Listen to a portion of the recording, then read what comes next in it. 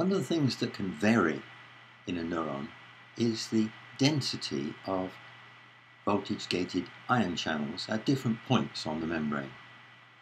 And the higher the density of channels in the membrane, the higher the current that could result. Now, in the case of the axon, as we talked about in the previous section, the dynamics of ion channels and their concentrations guarantee transmission of an unchanged action potential along the axon. But in dendrites, the picture is a bit more complex. If there's a high density of voltage-gated channels, such as there is on an axon, then action potentials will propagate unchanged.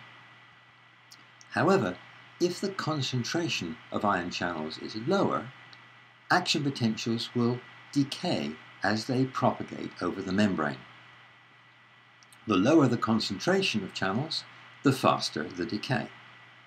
On dendrites, the concentration of voltage-gated ion channels is generally too low to support long-range transmission of action potentials without decay. So channel concentration is a primary factor in determining the algorithm by which inputs to different synapses are integrated. For example, consider the illustrated conceptual distribution of voltage-gated ion channels on one terminal branch of a dendrite. There's a higher concentration along the part of the branch where synapses are located, but a lower concentration going deeper into the dendrite. The relatively high concentration of channels along the branch means that postsynaptic potential injections at the most distal synapses will tend to initiate an action potential along the dendrite. These dendritic action potentials often depend on the entry of calcium ions through voltage-gated calcium channels rather than the sodium-based action potentials in axons. And I should perhaps mention that I'm simplifying quite a bit here, even at this level of description, because it probably even needs an action potential to carry information about a sodium current at the postsynaptic density down to the base of the spine. But that doesn't actually change anything functionally.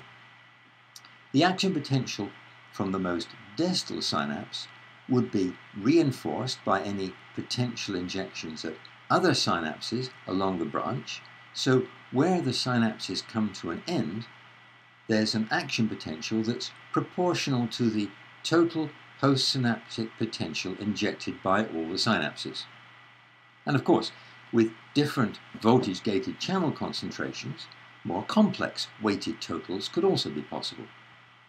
So an action potential will be launched into the dendrite with a magnitude proportional to the total postsynaptic potential along the branch. But the ion channel concentration beyond this point only supports propagation with gradual decay. At a junction between two branches, channel concentrations are such that unless there's an action potential derived from both branches, propagation beyond the junction is unlikely. In other words, such a propagation indicates that the total postsynaptic potential injected into each branch exceeds a threshold in both cases. The distribution of voltage-gated ion channels over the surface of dendrites and soma can be very complex, reflecting a complex algorithm that integrates the contributions of all the branches. The complex pattern of dendritic calcium action potentials during the integration process can actually be imaged by detecting calcium ion concentrations. In this image, it's showing a part of a dendritic tree at one point in time, and red indicates the highest calcium concentration and blue the lowest. So the color differences reveal the integration activity at one moment in time.